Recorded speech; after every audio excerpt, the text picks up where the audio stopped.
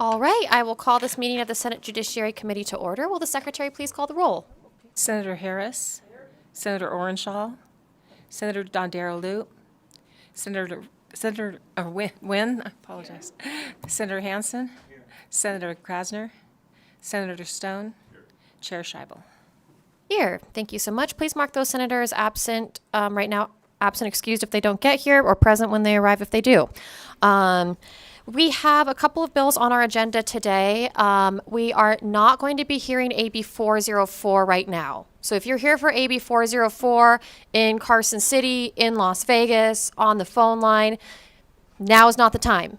It is the time right now for AB 50, AB 462, and AB 260. AB 257 we will be moving to tomorrow. Tomorrow's meeting will also be at the call of the chair. And again, I will try to get you all some advance notice as much as possible. With that being said, since we have our member here from the Assembly, I'd like to go ahead and call your bill first. I will open up the hearing now on AB 260.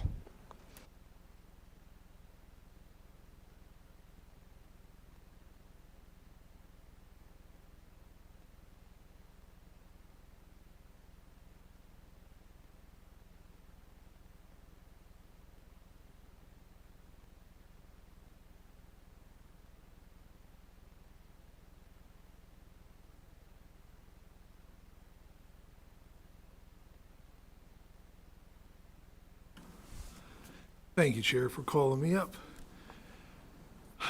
Thank you, Chair Scheibel and members of the Senate Judiciary Committee. For the record, I'm P.K. O'Neill, representing Assembly District 40. Today, I'm presenting to you Assembly Bill 260 for your consideration. And I'll quickly go through it. Assembly Bill 260 exempts officers and agents of veteran service organizations from their annual fees imposed by the Secretary of State. I want to clarify that Assembly Bill 260 only exempts federally recognized veteran service organizations and their officers and agents of these organizations when making their business entity filings related to the veteran service organizations. This bill does not exempt businesses which are owned by veterans from the business license fee and any other business entity filing fees under Title VII of NRS. And that's the bill in jest. Wonderful. Any questions from members of the committee? Not seeing any questions, we will move to testimony in support of AB 260. Come on up whenever you're ready.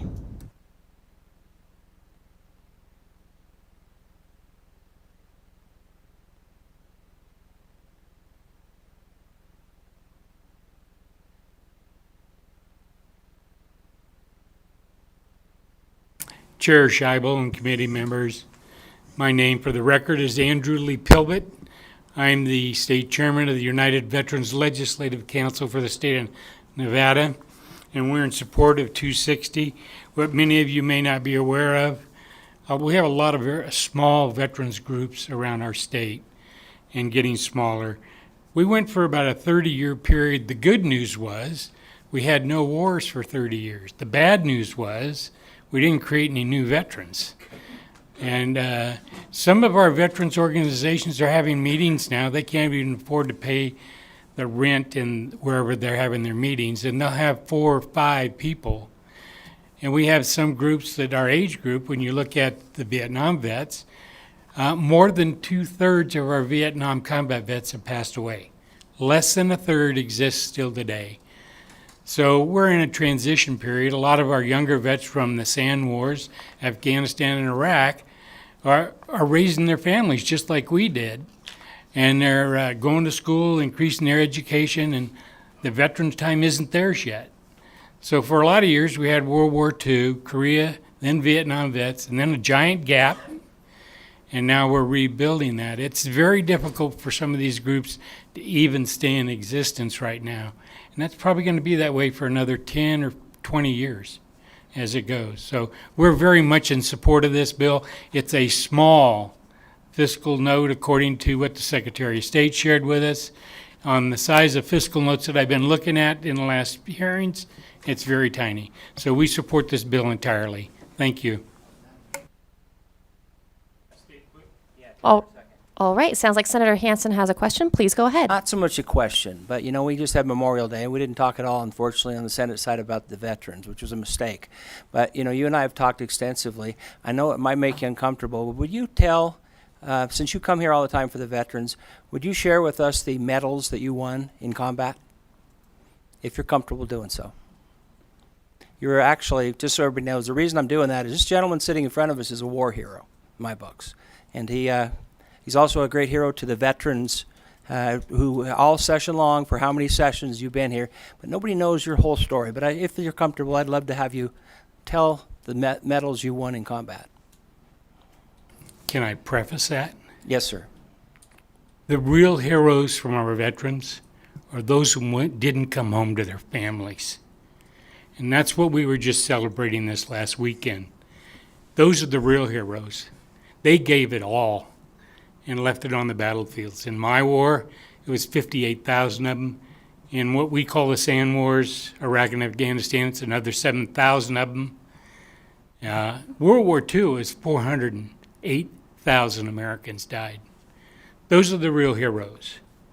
So I've never been asked to talk about this. So yeah, I'm a little uncomfortable, but I have our nation's second highest decoration. It's called the Distinguished Service Cross. The way it reads, it says extraordinary heroism. I actually don't think I earned some of these, but I do have them, and they're a matter of record. I did earn the Purple Heart. I was paralyzed from the waist down briefly.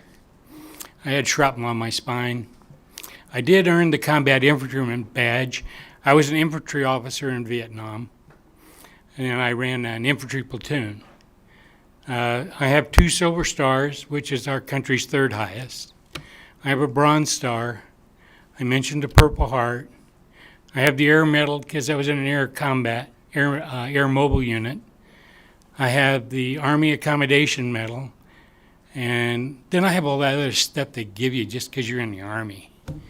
So that pretty much says it. Thank you. I salute you. Thank you, Senator Hansen. Yes, I think a round of applause is appropriate.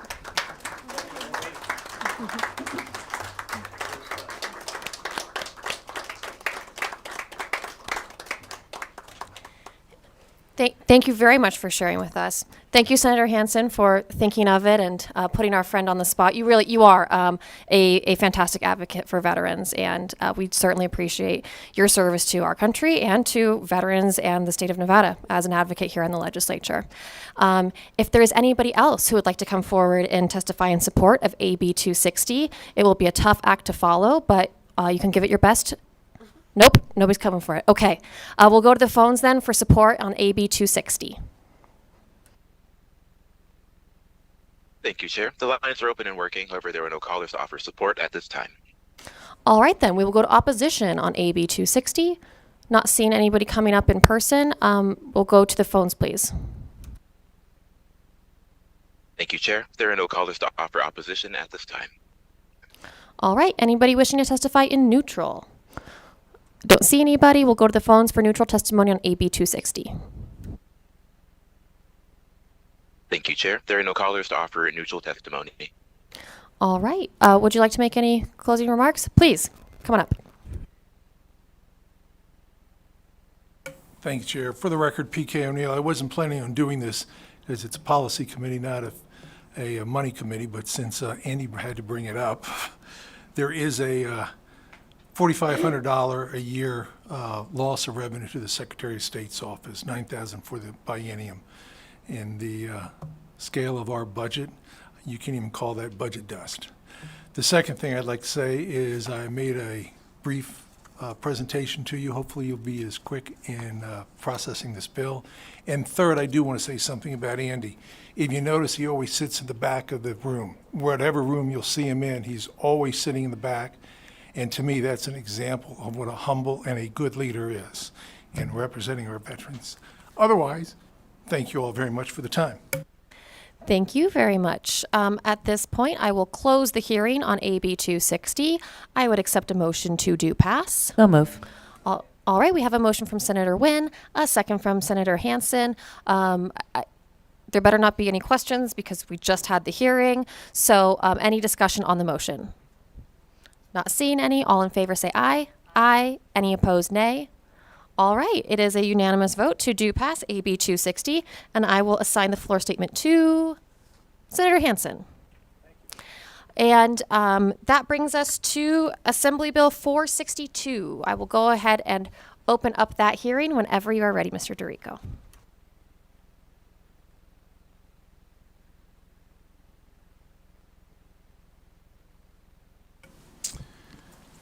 Good afternoon, Chair Scheibel, Vice Chair Harris, and all members of the committee. My name is Chris DeRico. I'm the chairman of the Nevada Board of Parole Commissioners. Assembly Bill 462 is an act that amends NRS 213 and adds the chair's appointment of the executive director to the parole board. AB 462 includes the delegation of certain powers and duties to the executive director, moves supervision of the executive secretary from the board to the executive director, and makes conforming changes to indicate the proper placement in NRS 213. Funds for the executive director position were approved and our budget was closed on May 1st, 2023, contingent upon the passage of AB 462. There are no amendments to this bill, and with that, that concludes my presentation. I'm happy to answer any questions you may have.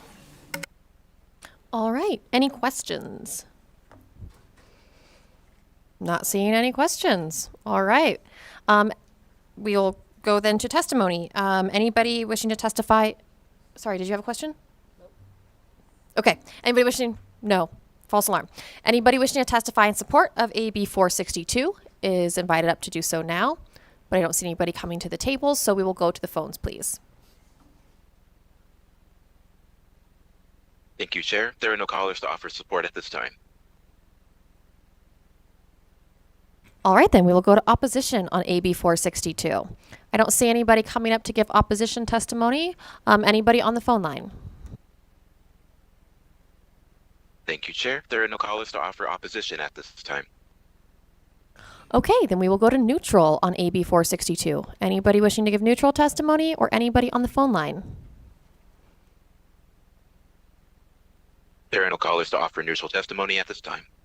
All right, without any closing remarks, that will close our hearing on AB 462, and I would accept a motion to do pass. All right, we have a motion from Senator Stone, a second from Senator Wynn. Again, you better not have questions that you didn't just ask, and we'll move to discussion on the motion. All right, all in favor, aye. Aye. Any opposed, nay. The motion is unanimous to do pass AB 462, and I will give the floor statement to Senator Harris. And you're welcome. And that brings us to AB 50. And I will officially open the hearing on AB 50.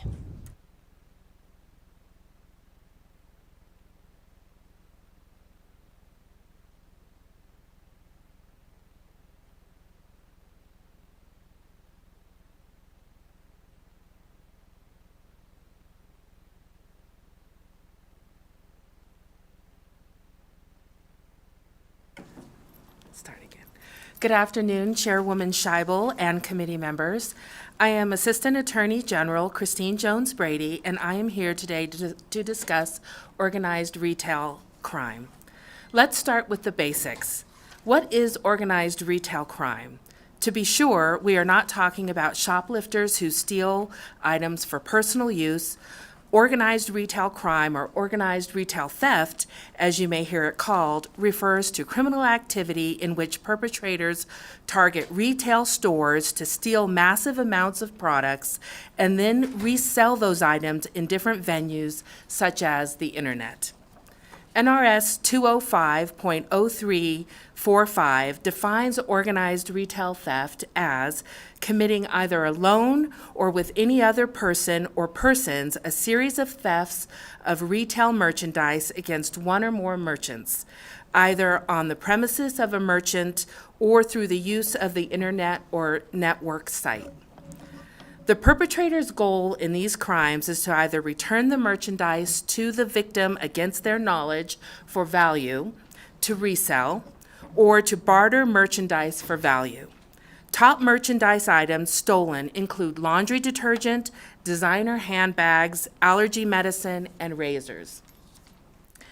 The National Retail Federation stated in their 2021 Retail Security Survey that retailers report these gangs are more aggressive and violent than in years past.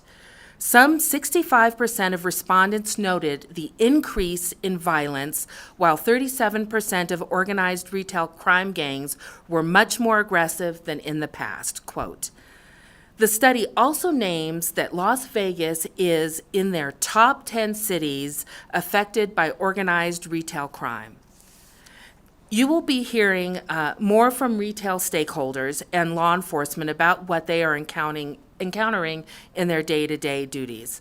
But it has become obvious that more effort is needed to combat organized retail crime, and that the Office of the Attorney General must be part of the conversation on how we combat these crimes moving forward.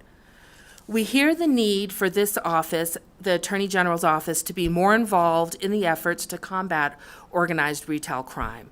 While we will not be the boots on the ground force at the outset, we are requesting an appropriation for a senior deputy attorney general for prosecuting organized retail crime. To that point, we have submitted an amendment for your consideration.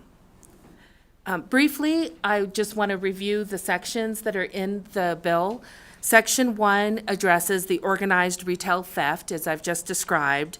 Section 2 addresses forged or counterfeit merchandise that's being sold. And Section 3 refers more to deceptive trade and fraud and a pattern and practice of fraud.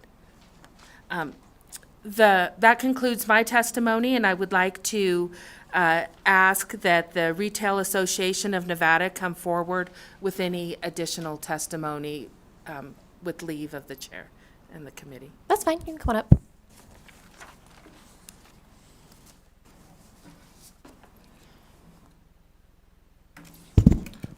Good afternoon, Madam Chair, members of the Senate Committee on Judiciary. We first and foremost want to thank you for hearing this. We know your time is precious as we're counting down, and we also want to thank the Attorney General and his terrific staff for being able to work with us and trying to solve this problem. What you heard earlier is entirely correct. Things are getting much more violent. At this point, this is much an employee safety bill, as it is a way to be able to recuperate some of the sales tax the state's losing. For instance, at a couple Home Depots in North Las Vegas over the last 6 months, we've had several of our store associates stabbed for being in the wrong place at the wrong time, whether it was at the self-checkout counter and you come over and you make sure that things are going correctly and that things are not being stolen out the front door, and the response isn't just to leave. The response now is to injure our employees. And so this has certainly escalated in the last, I would say, year to year and a half. It also has direct impacts on whether or not products are safe for folks to use. Baby formula, for instance, is one of the products that are stolen most frequently. This is why you might see when you walk into a store, you have to operate some sort of loud device, clicking device, in order to get it if it's not at all locked up behind the counter. When baby formula is stored incorrectly, it becomes toxic. And so when you steal baby formula, you have to ensure then that your fence, anybody who's involved in that is storing that product correctly, and then it ends up on Facebook Marketplace, it ends up on eBay, and folks are looking for a deal, and especially while we're seeing such high inflationary pressure, and so they end up purchasing products that could be harmful. And there are literally millions of examples that we could give that deal exactly with that. We do believe that there is about approximately $120 to $150 million the state is losing in sales sales tax on products over the biennium on products that are leaving the stores and being diverted out of those traditional retail areas. And so we believe AB 50 is a huge step in the right direction for Nevada to be able to understand and get its hands around some of these very multinational and multi-jurisdictional issues. And we believe empowering the Attorney General's office to prosecute and start looking at these from a very holistic point is going to help us reduce crime in Nevada. This is a gateway crime. A lot of these fences will have young kids come in, they'll steal cigarettes, they'll steal something, and it's certainly used as a way to kind of progress them into that criminal element. And so anything that we can do to lock this down now would be very significant, and we hope that you agree and that you will pass AB 50. All right, are you ready for some questions? Senator Wynn. I have a question. I see why you want the authority. Obviously, this law is already in statute. Is there any particular reason, are you not able to do it? I know this is typically done by district attorney's offices. Are there areas that they are not covering that you would need this additional authority to be able to do this? So, Christine Jones Brady, for the record, to the chair, to You can go directly to Senator Wynn. Okay, to Senator Wynn. Thank you. So right now in statute, our jurisdiction for the Attorney General's office is very specifically enumerated in statute. And a lot of times so to answer your question, yes, the DAs typically prosecute organized retail theft. However, with today's the proliferation of social media, of the internet, sales on the internet, especially since the pandemic, a lot of sales are happening in conjunction with technology and more organized. So at the AG's office, one of the things that we kind of, I don't know if I want to say specialize in, but is part of our thing is fraud, is combating fraud. And so we follow the money on the state level. You may hear that sometimes the U.S. Attorney's Office will follow the money on the national level. We do it on the state level. And so sometimes we are better equipped and have more resources in what we already do in combating other areas of fraud throughout the state. So this gives us concurrent jurisdiction to be able for law enforcement to be able to bring these cases to us for prosecution and possibly additional investigation if needed to follow the money. All right, any other questions? Senator Hansen. Thanks, Madam Chair. I'm curious about the definition of organized theft. I was horrified to see some situations in Chicago where literally mobs of hundreds of people would pour into Walmarts and things like that. Clearly, these were not spontaneous events. There was some level of organization with that. Would the definition in this allow the Attorney General to prosecute situations like that?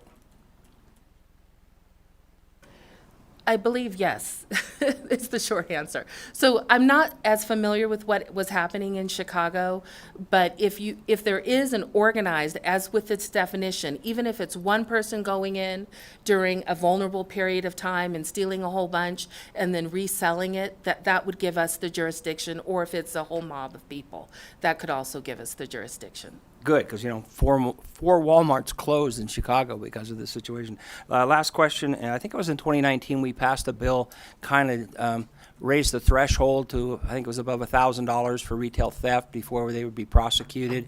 I saw an interview with Attorney General Ford in which he suggested that we need to revisit that. I'm just more curious, and he talked about, I think it was a 20% spike in retail theft since the passage of that law and the decriminalization of it to a certain degree. When you mentioned, Mr. Wachter, your concerns in the retail area in Vegas and so forth, is there any correlation between the decriminalization of low-level theft and the spike you're describing in these various stores?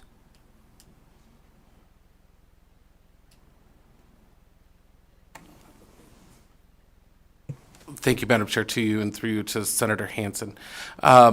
I don't know about the specific comments or what the venue was of the discussion with the Attorney General. What I can share with you is was there probably an increase there?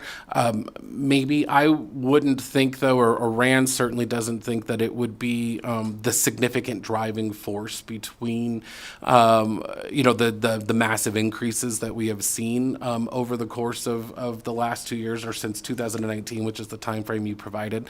I think we would find out that inflationary pressures and the economy, as well as some kind of political virtual signaling, I think, over the last 2 years would have much more of an effect on the increases that we've seen rather than the increase in the threshold. So I don't scientifically can't tell you an answer, but anecdotally, that's not the driving force that is bringing us here to you today. Well, anecdotally, what percentage have you seen in the last few years? I mean, you mentioned a big spike, but you didn't. Are you talking 5%, 25%? I'm kind of curious, since you're represent the entire business community, small business and larger ones, Home Depot and so forth. Yes, certainly. In Nevada alone, what has the spike been? Brian Wachter with the Retail Association of Nevada, to you, and through you, Madam Chair, to Senator Hansen. I apologize, I don't have those particular notes in front of me, but we were looking at about $859 million worth of products stolen over the last biennium in Nevada. The last time, I believe in 2019, when we were here with other ORC, that number was in the $700 million range. And as I think COVID specifically during that time period really made a difference in changing those kind of criminal supply chains, so to speak. And so it became easier to fence items that you weren't then reselling kind of in your own jurisdiction, if that makes sense. So there was, I think, more of an appetite or a universe for folks that were looking to purchase products, whether willingly or without knowing that they were purchasing them, but people were looking for special deals, lower costs, and so I think COVID has really kind of provided an exponentially force that has allowed this to become such a huge problem that it is today. Well, good. Then the bottom line is the bill will help in that direction. So we're just kind of moving. I mean, I support the bill 100%. Just trying to get, are we going far enough is kind of what I'm wondering. Thanks, Madam Chair. Christine Jones Brady to Senator Hansen through the chair. So the other thing with this bill, though, we're not necessarily talking about one-off smaller amounts than $1,000. We're also looking at the aggregate. So there may be a particular item that only costs that costs $500, but maybe that's being stolen several times. So we're looking at the aggregate of $500 being stolen over a period of about 120 days, and we can charge that all as one crime. Thank you. Senator Stone. Thank you, Madam Chair. Appreciate the presentation. I do believe that there is a nexus to the amount of merchandise that's stolen and what is classified as a felony. And I think if you look at San Francisco as an example, our neighboring state to the west changed their threshold, and as a result, 17 Walgreens stores closed. They did a similar thing in Portland. All the Walmarts closed. And these sophisticated organized crime units, what they're doing is they're going into stores, and the first thing that they're stealing is a pocket calculator. And they're calculating exactly how much they can get away with. And then you might have 4 of these teams working together, and they all leave the store at the same time, and security guards are prohibited in many cases from accosting anybody leaving a store, and they should be prevented from doing that because of the violence that you're talking about. But they're getting away with thousands of dollars worth of merchandise, and you call the police, and basically they give them a ticket because they're under that threshold. So I would be interested to see a study, if RAND has one, if they've done one, over the past few years where that threshold has been increased. I will opine and predict that you're going to see a parallel increase in theft in Nevada, just like you have in respective states like California and Oregon. But I'd like you to comment on that a little bit further because I really believe there is a nexus. And I am very pleased to hear about the cumulative efforts. That, to me, is a very important tool for the AG. And I assume that the district attorneys can use that same philosophy as well, because it is a problem that you mentioned we're the 10th aggravator, if you will, of this type of a crime. And it needs to stop for the prevention of the thievery that's putting a lot of our retailers into harm's way of closing down or providing essential services. We can't afford to lose, 20 or 30 pharmacies in Nevada because we can't control the theft that's moving out of their pharmacies.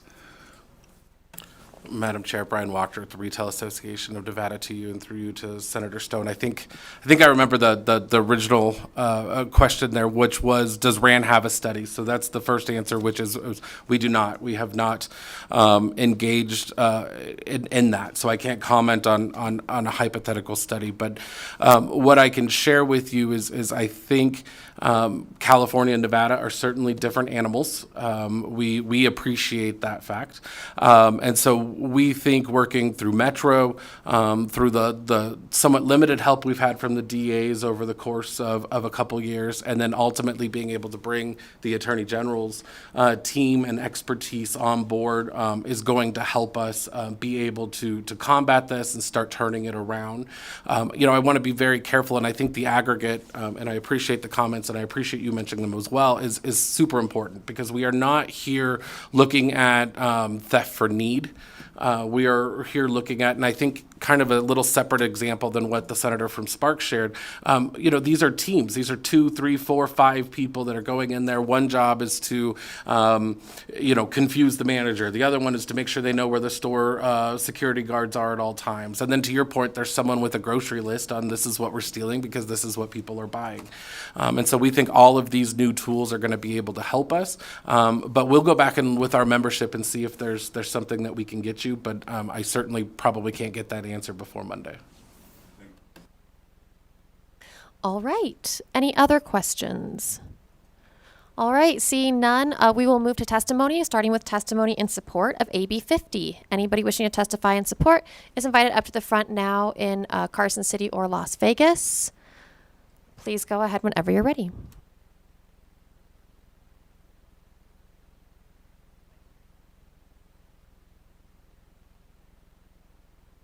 Hello, my name is Sarah Collins, and I represent the Nevada Petroleum Marketers and Convenience Store Association. We are very much in support of this bill because we do experience organized fuel theft, and so this will help deter it as well. So thank you. Chair Scheibel and committee members, for the record, my name is Andrew Lee Pilbett, Chairman of the United Veterans Legislative Council, representing 279,000 veterans in our state, plus their families. We think this is an excellent bill to help control part of the organized crime that's going on. That's increased significantly, and we look forward to its implementation. Support by the UVLC. Thank you.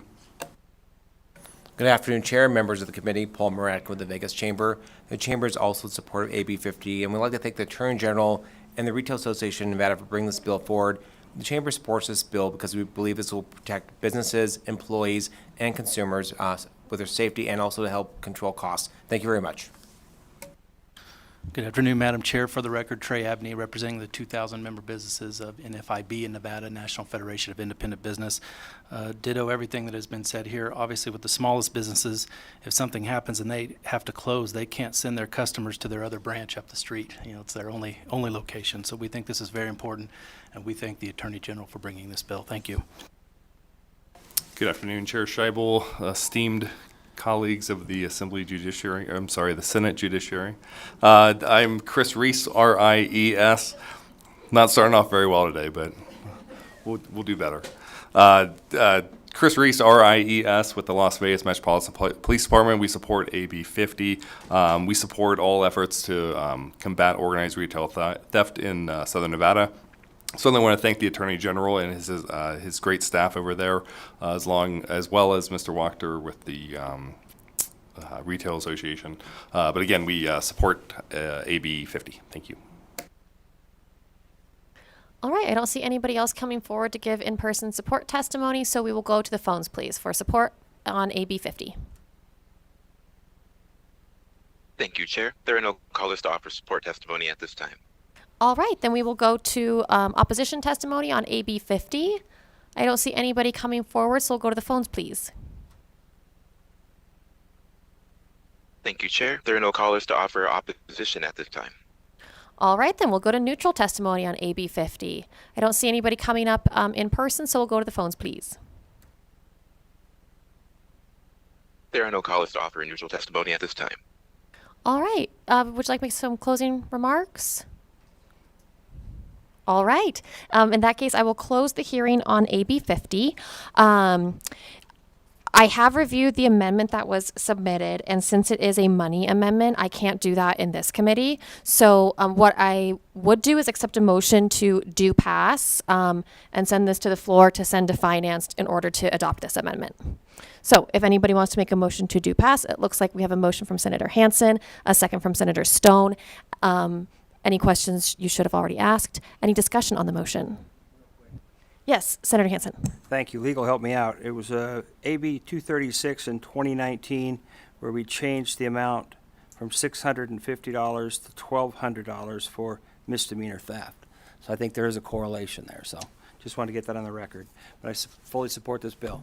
Thank you, Madam Chair. All right, thank you. With that, all in favor say aye. Aye. Any opposed, nay. It is a unanimous vote. It will probably get reassigned in the Finance Committee, but for now, I will assign the floor statement to Senator Stone. And that brings us to the end of our agenda for now. We are going to go into a recess until the call of the chair. Thank you.